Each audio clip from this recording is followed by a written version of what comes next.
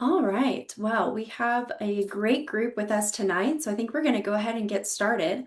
Well, thank y'all so much for being here. My name is Nan Tolson, and I'm the director of Texas Conservatives Concerned about the Death Penalty. And I'm so excited for all of you to hear from two incredible pro-life advocates tonight. Catherine Glenn Foster, who is the president and CEO of First Rights Global. She'll be joining us here in a few minutes, as well as Demetrius Minor, who is the executive director of Conservatives Concerned. And the two of them are going to discuss what it means to be holistically pro-life and how we can embrace a consistent life ethic when it comes to the death penalty. And as a reminder, all registrants will get an email tomorrow morning with an audio and video recording of our time together, as well as some great resources about the topics that we discussed tonight. So, to kick off our conversation, I first want to give you a brief overview of where the death penalty in America stands today. I think it's important for context. So far, since the 1970s, over 1,600 people have been executed in the United States, and 47 people were executed in 2025 in 11 states. Seven people have been executed across three states this year, and there are currently around 2,100 people on death row across the country. And despite this, public support for the death penalty is actually at an all-time low. And 23 states and the District of Columbia have all ended the death penalty. And about 13 states have had no executions in more than a decade. And as support for the death penalty has declined, included in this are many people, including many pro-life people, who are wondering how do you reconcile your pro-life views with the death penalty. So that's what we're really going to focus on today. And our goal is for those who already consider themselves pro-life to consider the death penalty in light of the pro-life movement. And again, as we end our time together a little bit later, we will outline some more ways to get involved and to learn more. So we will start and turn it over to our first speaker, Demetrius Minor, Executive Director of Conservatives Concerned about the Death Penalty. So, Demetrius, how about you start by telling us a little bit about yourself? Why are you here? What made you get into this line of work, and how did that lead you to opposition to the death penalty? Well, thank you, Nan, for the question. And thank you to everyone who took time out of your evening and your Monday schedule to be with us for this important conversation. We're very appreciative of that. So for me, I would say the origin of my journey for being anti-death penalty started in the early 2000s. I grew up in a very socially conservative home. I am the beneficiary of adoption. And so I guess one would think that if there's anyone that knows about being pro-life, it would be me. Um, and so I thought, again, I thought I knew what that meant until I had a conversation with my pastor in the early 2000s. And we just casually start talking about the death penalty. And at that particular time, I supported it, but I couldn't really tell you why. Just as a conservative, I felt like it was a stance I was expected to have. And I just remember asking him this question. I said, what do you think of the death penalty? And he said, well, it's very difficult to be pro-life and simultaneously pro-death. And so, Nan, that caused me to kind of like stop dead in my tracks and to do a self-evaluation of where I stood on the issue. And it was that statement alone that prompted me to tell myself that if I'm going to be pro-life, I'm going to be pro-life all the way. I'm going to be holistically pro-life, and not just when it's convenient or expedient to be. And so I start to look at what the death penalty entailed, and I said, this is something that I'm not comfortable being, and that if I'm going to call myself the armor bearer of the pro-life cause, then I have to be consistent with my views. And so that's how my journey began with being against capital punishment. That's great. Thank you for sharing. And what I know from your perspective, you've probably heard, and we both have, some common misconceptions about the death penalty. We probably hear these quite often. Things like it's fair, it's fiscally responsible, it serves victims and their families, it deters crime. Um, how do you reconcile those? And how do these and this reconciliation, how do you tie it to that pro-life value? Absolutely. Well, I want to start with you brought up victims' families, and I'm glad you did. And I think it's important to point out that victims' families, just like any other group of people, are not monolithic. There are many who are with us in not supporting the death penalty and speaking out against it. But there are also many who do want it, and we can understand that because of the trauma and the pain that unfortunately they've had to navigate. So I think it's very important to point that out.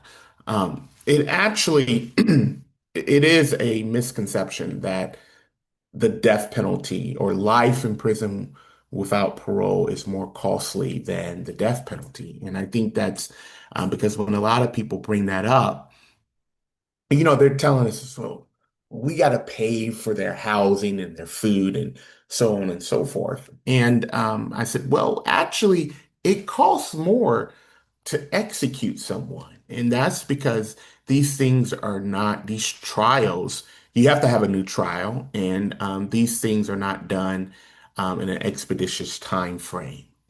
It takes years and years because of the appeals process and whatnot. You have to have new legal representation, you have to have a new jury. And so it's not like someone gets a conviction and then the next week they appeal it and then they have a new trial to address that. And so these are things that many in the public are not aware of. Once they are aware of this, Nan, their perception changes. And also, once they're aware of the fact that um, this is a fiscal burden on the taxpayer, they start to have some concerns. And so I tell them, I said, well, let's look at what we're spending on the death penalty. And let's just think about what it will look like for those funds to be reallocated towards things that are going to be more helpful. And some of those things are more resources for victims and their families. Um, More resources for law enforcement to adequately and properly fulfill their task duties. Services on a state level and a community level that will serve as as preventing violence and crime prevention. These are things that I believe will be popular amongst the public, popular amongst the taxpayer, and saying, hey, let's just continue to throw our money at something that's clearly is not working. Absolutely. And so going off of that, in your work, what are some of the legislative changes that we are seeing in states across the country, either explicitly death penalty reform or reform that ties to that pro-life ethic? That's a great question.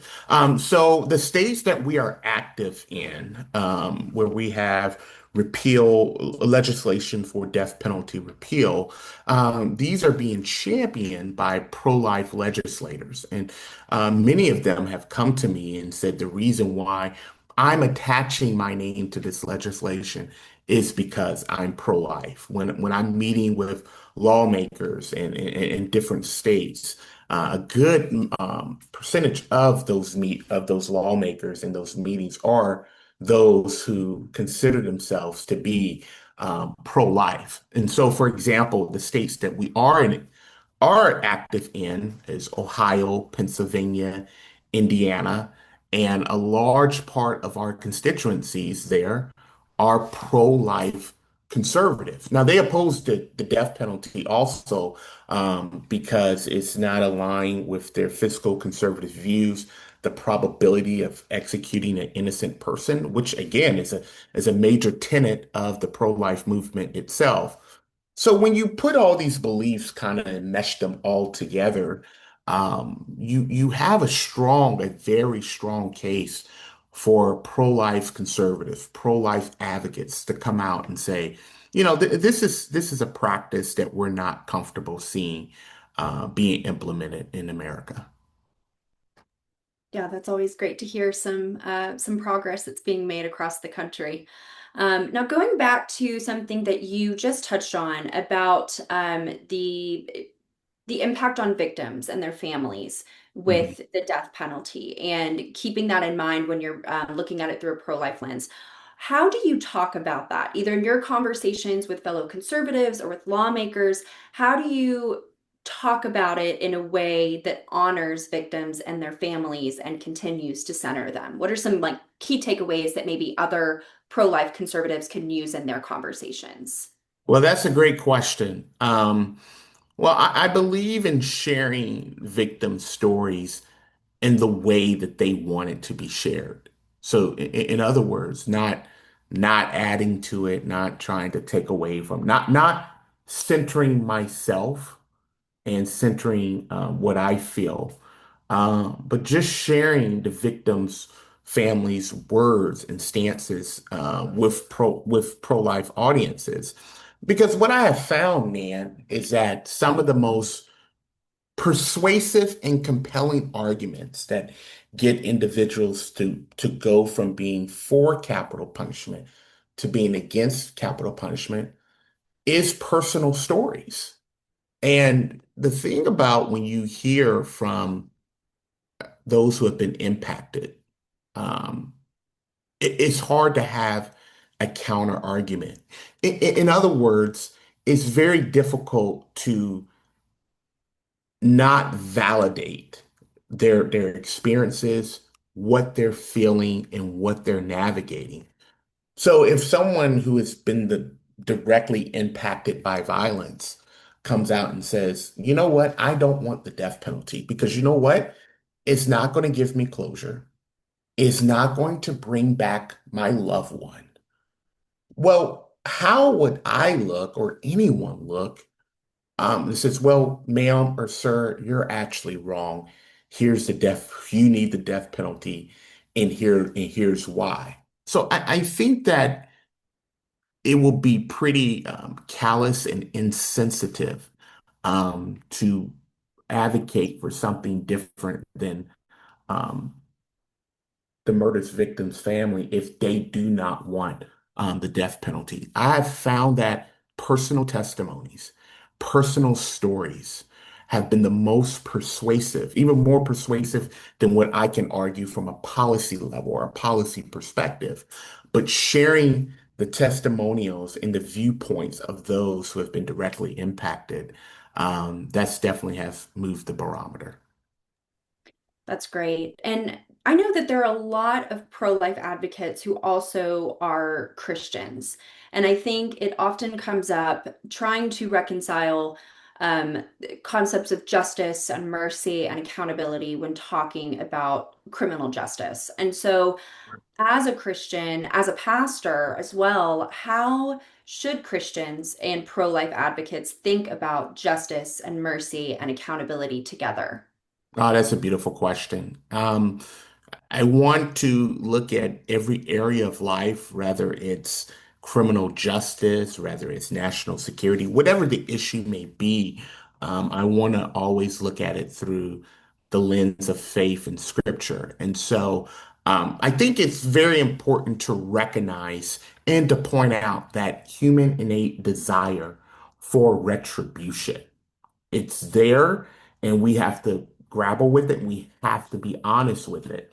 And the words of Christ even points that out when he says, "You have been taught eye for an eye, tooth for a tooth, but I'm going to show you another way."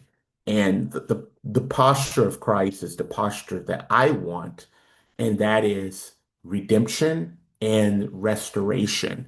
And then also, I would just ask fellow conservatives, pro-life conservatives, is that if you wanted to find verses in the scripture that validates capital punishment, I'm sure you can. But I always want to ask this follow-up question. Do you trust our government and how it's currently constructed to administer the one punishment that is irreversible? So, in other words, Nan, if I make a mistake on my taxes, I can easily rectify that. I can go to my accountant and say, hey, I need you to change this on such and such line. But if you take away a life, that's irreversible. There's you can't say, whoops, let me go rectify the problem. So do we trust the government? I mean, we're talking about the same government that has gone weeks and weeks without paying TSA agents. We're talking about the same government who can't deliver mail on time. Do we really trust our government to deliver that one punishment that is irreversible? And every time, I'm not being hyperbolic, every time that question is presented, the answer is no. So either if you look at it morally, fiscally, socially, through whatever lens you choose to, I think you will find that capital punishment is a system that simply cannot be trusted. Absolutely. Thanks, Demetrius. And I now want to introduce our other speaker, Catherine Glenn Foster, who is the president and CEO of First Rights Global. Catherine, I would love to start with having you tell us just a little bit about yourself. How or why are you here? What made you get into this line of work? And how did that lead you to opposition to the death penalty? Yeah, I'm so happy to share, so happy to join you all this evening. For me, I came into this work through constitutional law and through pro-life advocacy. But for me, the deeper question beneath both of those has always been the same. And that is, what does it mean to say that human worth is real, that it's inherent, and that it's not ours to confer or to revoke? And so I've spent a lot of my career defending vulnerable life where the law or where the culture was tempted to treat it as conditional. Over time, I started to get convinced that this question doesn't stop at birth, and it doesn't stop at innocence, and it doesn't stop at public sympathy. It follows us wherever society is tempted to sort human beings into the ones whose lives deserve to be protected, and the human beings whose lives can be disposed of with moral confidence. And so the deeper I dug into this, the more I saw that the measure of a civilization, it's not whether it recognizes innocence as precious. Almost everyone does that. The real test is whether it remembers that even guilt does not erase personhood.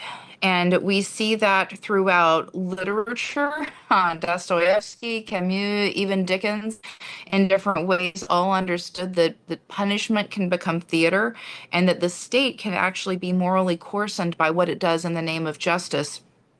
Um, and through that, it really led me to the death penalty, because that's where our principles stop being decorative. Anyone can defend life when the life in question is small or innocent or sympathetic. I remember working for a pro-life organization in the past, many years ago, and we were all trained with our top line messaging, and our top line messaging was every innocent human life deserves to be protected. Which kind of goes to that small and innocent point, right? I hated saying that though, because for me, the question was always, why just innocent? Why do we lose all protection at that point? And so for me, the harder question has always been whether we still believe in human dignity when the person before us is guilty, as too many of us are of one thing or another, even if the person before us is hated, even if that person is easy to abandon societally. But the death penalty, that's where a society reveals whether it really believes that dignity is inherent or whether it believes that dignity is only for the morally appealing. And for a constitutional lawyer, there's also a second level to this, because the death penalty, it's not just a punishment; it is a claim of certainty by the state. It really is the government saying we know enough and we trust ourselves enough and we're morally justified enough to make this irreversible. And I just think that's a breathtaking claim for any government to make. In a constitutional order, it cannot be made lightly, and all too often we've seen that it was made wrongly. Yeah, thank you for sharing. And to kind of go off of that, what would be your elevator pitch? What would you say to pro-life people who oppose abortion but support the death penalty? Yeah, I mean, let's just talk about the consistent life ethic, because that means that human dignity isn't contingent. It's not earned, whether by innocence or productivity or autonomy or intelligence or wantedness or usefulness. Because if dignity depends on those kinds of things, then what we call dignity, it's really just status, and status is always distributed by the strong. So we need to move beyond that to get beyond a vague humanitarianism. Um, and stop, I think stop confusing moral seriousness with severity, because we are living in a society where too often people imagine that if they don't choose the harshest available response, that they must not really understand the horror of a crime. But a mature civilization, as we claim to be, we should know the difference between condemnation and imitation, between justice and a ritualized response to outrage. And so when we look at a consistent life ethic, it's exacting. It's the opposite of something soft, and it requires us to oppose the direct taking of innocent life, as well as to examine every place where power starts to act as though some lives have fallen outside the boundaries of moral concern. And the death penalty is one of the clearest examples of that temptation. So you have a lot of pro-life people who oppose abortion but support the death penalty, and I've worked with a number of folks like that over the years. Um, and they're not trying to be inconsistent. They're not trying to eschew a consistent life ethic. They're just trying to be serious, I think. They want to affirm that evil is real and that victims matter, and that you can't reduce justice to just, language. But we need to look deeper than that. Again, we need to look at whether the pro-life principle really means that innocent life has value, or whether it means that human life has value, because those aren't the same claim. And if our core principle is only innocence, then we have built an ethic that can protect the blameless, but it can't explain the humanity of the guilty. And if it can't explain that, then it isn't yet a full account of dignity. And so it's our job as pro-life people to say that we're gonna avoid this conditionality, um, and not say, human beings have value, yes, but there's some point at which someone's lost the right to really be treated as fully human, because that's where that life ethic starts to collapse. If you have dignity be forfeitable, then we're not talking about intrinsic worth anymore. It's more of a sliding scale of moral membership. That's great. Thank you. And kind of shifting gears for a second, what would you say, what does the Constitution have to say here? Is there a legal case in addition to the moral case? Absolutely. In some ways, the constitutional case is the moral case, but just translated into the language of limited government. The death penalty should trouble anyone who's committed to constitutionalism, because it's the most extreme form of state power, and exercised under these kinds of conditions of fallibility. Um, the central constitutional problem, it's not just cruelty in the narrow sense, although that matters, but it's really the arbitrariness and the irreversibility and the institutional overconfidence. Because here we have a state claiming the authority to do the one thing that it cannot undo. And when you have a constitutional order, it is supposed to be suspicious of concentrated power instead of being enchanted by it. And yet, on the death penalty, a lot of people who are otherwise deeply skeptical of government suddenly become extraordinarily trusting. They worry about bureaucratic overreach when it comes to speech or medicine, religion, education, family life, all kinds of things, privacy. But when the government says it's ready to kill, then there's just a complete flip-flop. It's like flipping the script there. And they assume competence and fairness and moral clarity on the part of the government. And for me, that's backwards. Not only just in theory, it doesn't make sense that all of a sudden in this one area, the government that is fallible, it's made up of fallible human beings, but it suddenly becomes trustworthy. But moreover, based on the numerous examples of death row inmates who have been proven innocent, who have been proven that their case was simply it didn't hold water. We have case after case of people who received a new trial and based on any number of different issues, false testimony, blatant racism in all too many cases, just absolutely corrupted foundations. And and that is why, for me, the death penalty isn't just morally troubling, but it's also constitutionally revealing. It shows us what happens when the government is allowed to act with this irreversible confidence. It shows us who we are, where we are willing to suspend that disbelief and trust something that an entity that we do not trust in numerous other areas. And it really allows us to question our own view of constitutional order, which really should be the most humble, where its power is most final.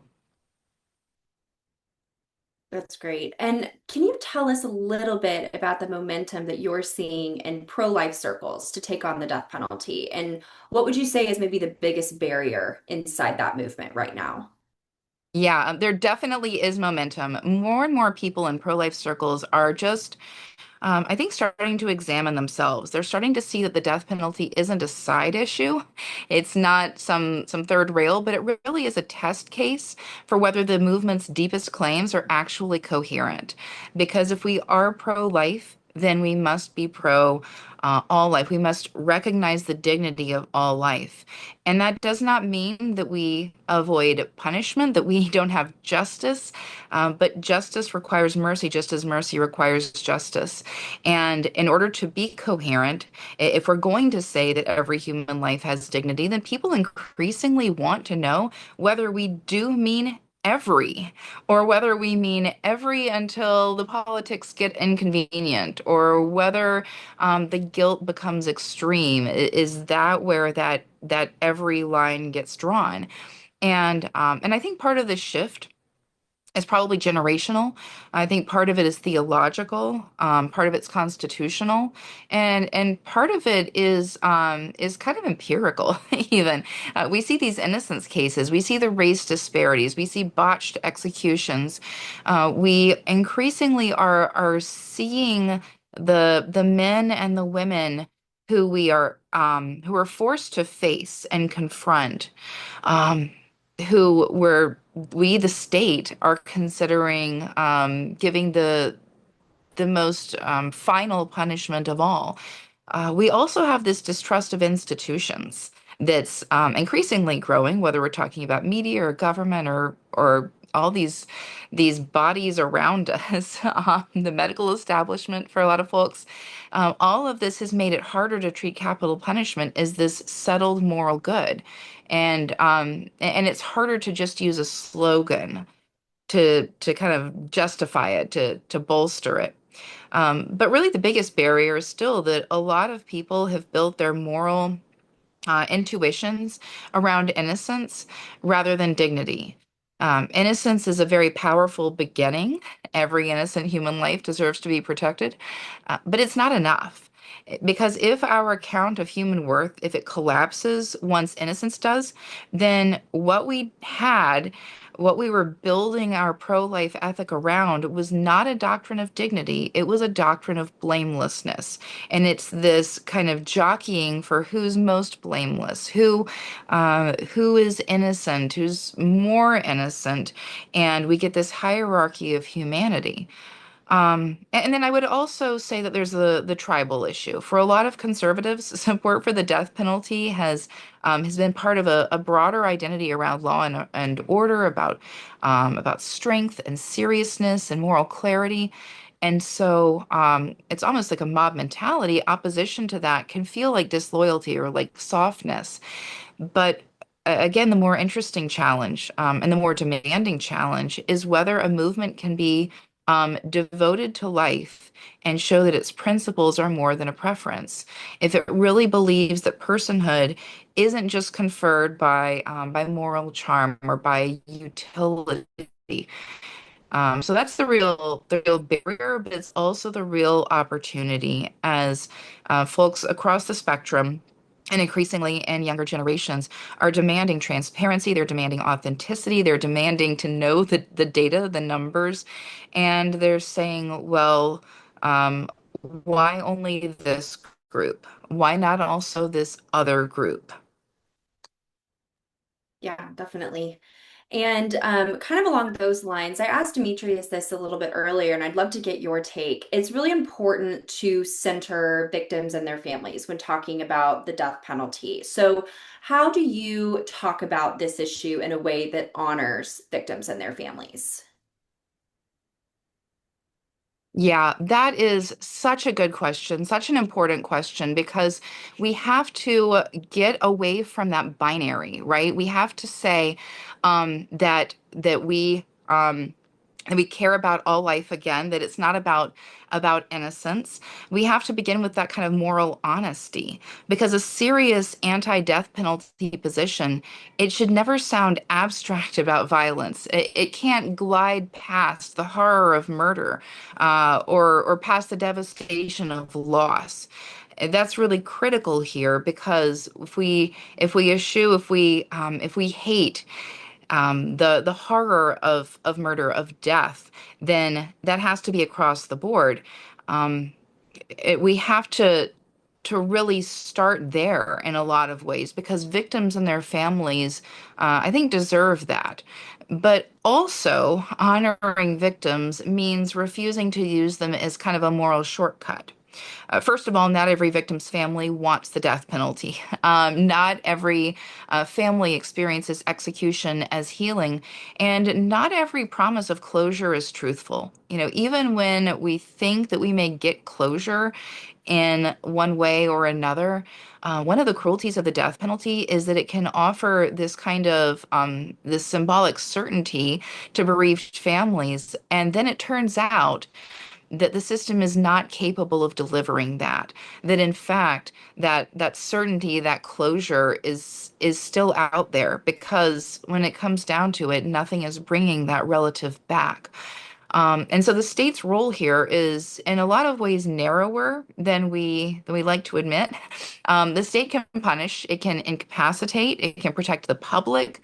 These are all things that I think we all support, right? When someone is a danger to other people, other members of the public, then the state has a duty, a responsibility to take action, and the state has, I think, a duty to support survivors, materially and emotionally. But it can't restore what was taken.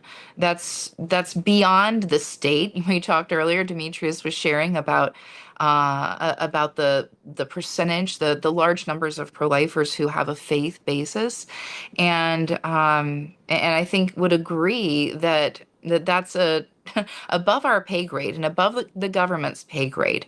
Only a higher power can really get into restoration and restoration of the heart. And so because it can't restore, it has to be careful not to pretend that execution is going to be a form of or lead to restoration. But then there's also there's I would say a moral distinction that matters a great deal to me. That grief it should be honored, but it also shouldn't be turned into a theory of punishment, because the suffering of victims' families is real, but it is not a blank check that just authorizes the state to do whatever our anguish most wants. Even for those victims' families that think that view the death penalty as a form of restoration or of closure or of finality, or of safety.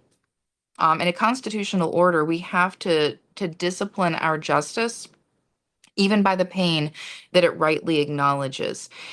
And I think, despite what I said a minute ago about trust of the state and how sometimes we are right to be wary, nonetheless, I think we do need to put trust in the state to say, I trust you um, to find a way forward that is better, that honors both sides, and I trust that the state can find a way um, to protect the public without resorting to the death penalty.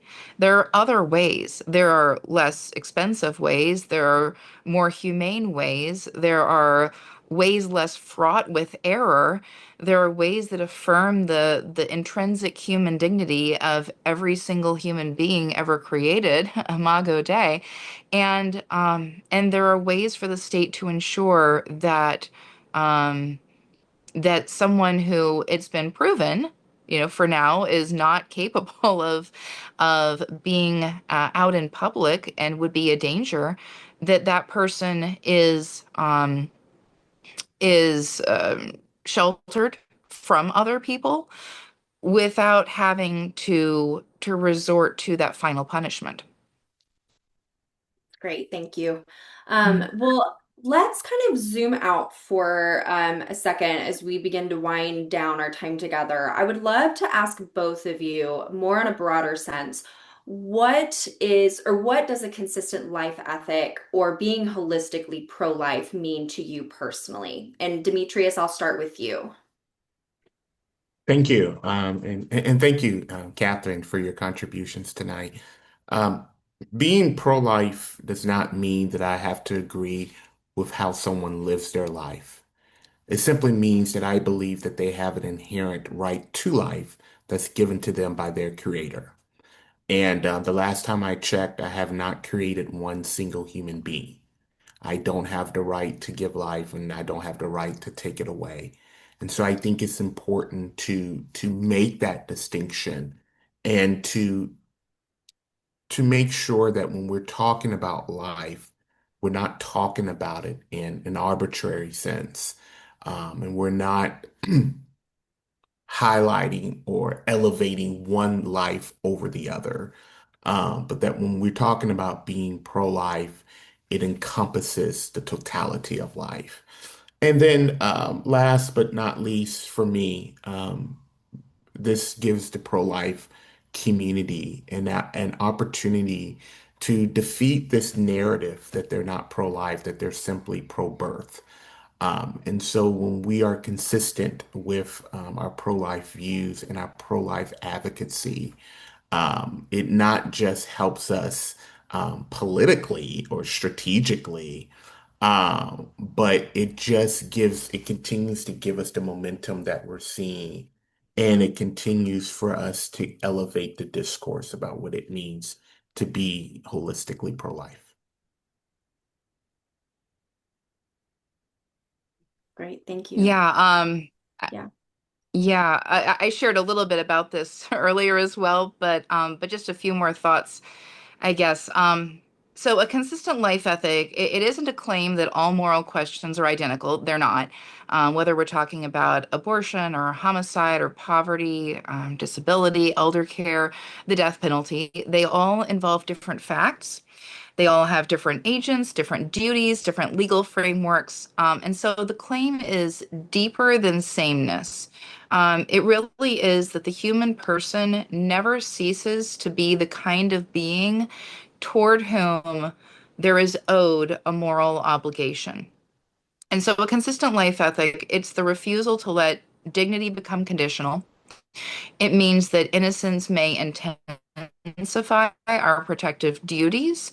It's one of a number of factors that may intensify our protective duties, including certainly innocence, proximity, both in terms of just physical proximity and also emotional proximity, a child, for example.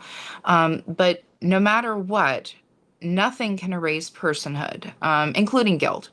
And so dependency doesn't diminish worth, and power doesn't create moral title. And so a consistent life ethic, it really is a theory of moral limits. And it says that there's some things that a decent society cannot do, even when it's frightened, or impatient, or outraged, or even if it's politically rewarding, because it's not just for us about who we're going to protect. It's also about what we refuse to become. And so when we're looking at the consistent life ethic, it's about how we resist dehumanization, even when it's convenient, even when the convenience looks compassionate, like an abortion framed as relief. It can look efficient, like euthanasia framed as dignity. It can look righteous, like execution framed as justice. But the underlying temptation with all of these structures is really similar. It's about deciding that some lives, some human beings have moved beyond the boundaries of our ordinary moral obligations. And so a consistent life ethic, it's not confusing equal dignity with equal innocence or equal culpability or social role. You can make a moral distinction there. And an unborn child is innocent in a way that a convicted murderer is not, even where, you know, there's no actual intrinsic issue with the trial itself. You know, a victim is not the same as a perpetrator, but it's not about sameness. It's about the simple fact that none of those distinctions, none of those uniquenesses authorize us to deny the humanity of the person in question. Yeah, that's great. Thank you both. And my final question for both of y'all, and Catherine, I will start with you. What, or I guess, how would you want individuals that are either listening to this or watching this back, what do you want them to do, and how do you want them to respond to the conversation today? Yeah, great question. First, I'd like us to be more intellectually serious about the death penalty. This is one of those subjects on which a lot of people inherit their conclusions before they start to really examine what's behind it. We can inherit it from the area of the country that we're from the town we grew up in, from our parents, our communities, our political affiliations. So I want people to ask larger questions than do I hate this crime enough? But we need to start asking ourselves, what do I believe about humanity, about the person?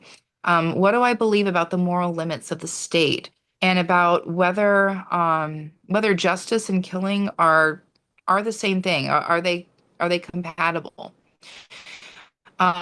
Next, I think we need to distrust any kind of abstraction. We need to read the actual cases, read about the folks on death row, find out their story, find out how they got there, and let the concrete reality disrupt the categories and the kind of prejudices, the thoughts that we bring into it. Because one of the reasons why the death penalty still survives so well in rhetoric is that it's easy, it's tidier than life. It can get packaged up into nice little talking points, but it doesn't reflect reality. I want people to act in ways that reflect that full spectrum concern for life.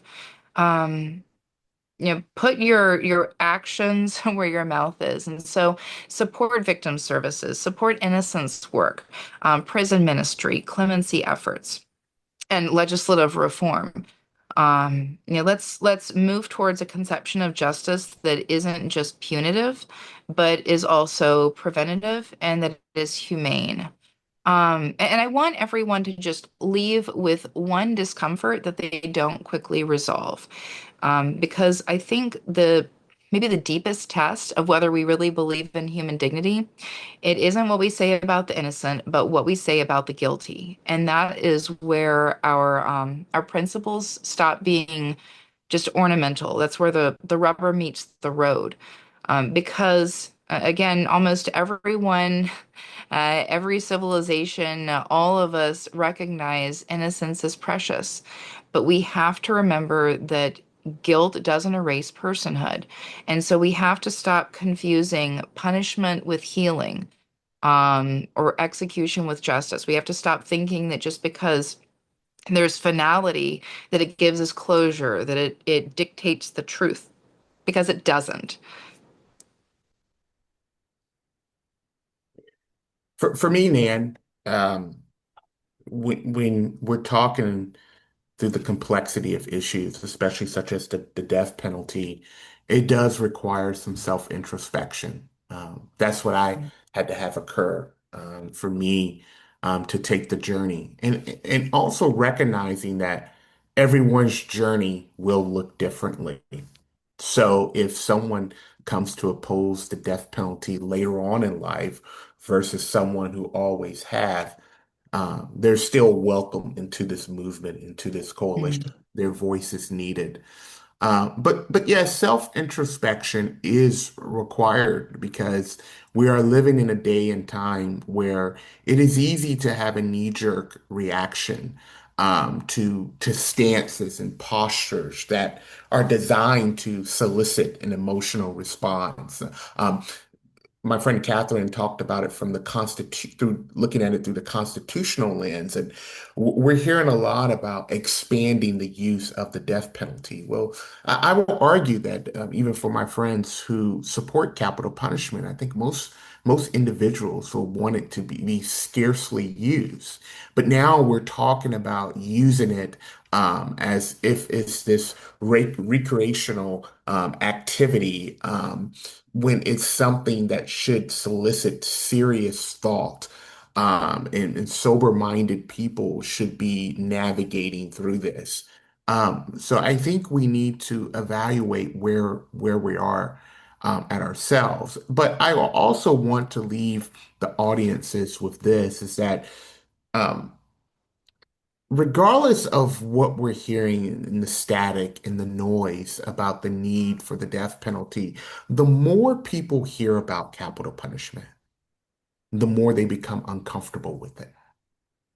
And we are also in a day and age where there is an inherent distrust of government. And I believe that's true for conservatives and for pro-life advocates, but also for people across the political spectrum.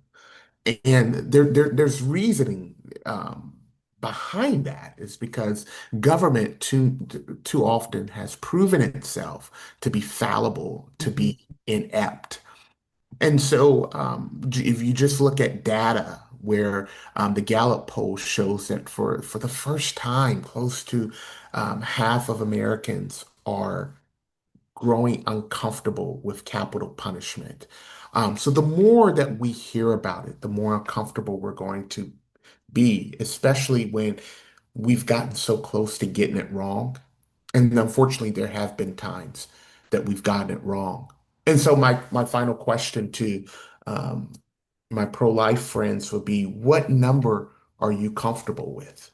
Are you comfortable with the government getting it wrong 10 times? And if it's 10, why not make it 20? If it's 20, why not make it 50 or 100? When is it that that number just becomes arbitrary? And for me, if we've got it wrong once, that's one time too many. Absolutely.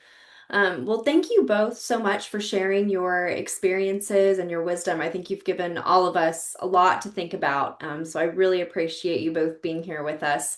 As we wrap up, we would love for all of you to get more involved, whether it's with Conservatives Concerned or First Rights Global. There are plenty of opportunities if you are pro-life to play a role in ending the death penalty, either in your state or across the country. In a follow-up email tomorrow morning, we will include a recording of this conversation as well as links to the Conservatives Concerned and First Rights Global websites, where you can learn more about the organizations and opportunities to get involved. And we will also be sharing a pro-life case against the death penalty handout. We'll send you a link where you can download and share that online. That is a great way to kind of give just a very introductory perspective on the topics that we've discussed tonight. This is something that we use in our outreach with conservatives across the country. It might be helpful for you and your own understanding of the consistent life ethic, or it's something that you could share with somebody in your life that you think might benefit from learning a little bit more about this perspective. So be on the lookout for that resource as well as plenty of others in that email tomorrow. We'll include some different write-ups, some op-eds, all sorts of things. And if you would like some paper or some hard copies of those resources or of that pro-life handout, we will include contact information in that email for you to reach out. We would love to be able to give you whatever it is that you need to be a part of our movement. So again, thank you so much to our wonderful panelists, Demetrius and Catherine. So appreciative of the work that you both do across the country. And thank you to all of you who joined us tonight. I hope that everyone is able to walk away with something new to think about, something to question, or hopefully feel even more motivated to get out there and help share this incredible message with people in your community. So I think that is about it. And thank you both so much. Thank you, Catherine. Thank you, Thank you. Nan. Cool. Thank you Wonderful. both. Have a great night, everybody.